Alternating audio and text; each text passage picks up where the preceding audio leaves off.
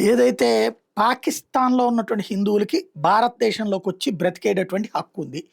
అలాగే ఆఫ్ఘనిస్తాన్‌లో ఉన్న హిందువులకి, బంగ్లాదేశ్‌లో ఉన్నటువంటి హిందువులకి భారతదేశంలోకి వచ్చి బ్రతికే హక్కు ఉంది. దానికి కారణం ఏంటంటే, వాళ్ళ ఇష్టం లేకుండా ఆ రోజున దేశం మొక్కలైంది.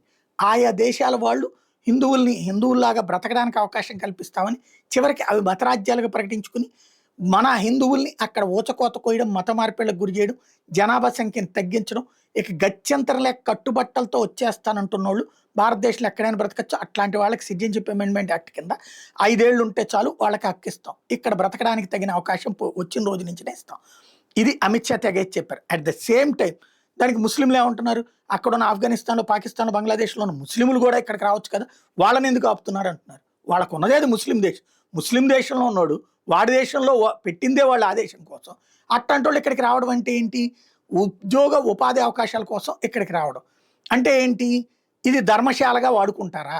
వాళ్ళకి ధర్మశాల కాదు ఇది అన్నటువంటిది తేల్చి చెప్పారు. వెంటనే ఇస్లామిస్టులు ఏమంటారు? ఆళ్ళకనైతే అమెరికాకో, ఇదే ఇతర దేశాలకో ఇండియన్స్ వెళ్తున్నారు. అంటే అక్కడ కూడా ఈ విధమే అనుకోవచ్చు కదా! యెస్, అట్లాగే అనుకుంటారు వాళ్ళు. వాళ్ళకి అవసరం కాబట్టినే తీసుకున్నారు. భారతదేశానికైతే అవసరం లేదు గదా!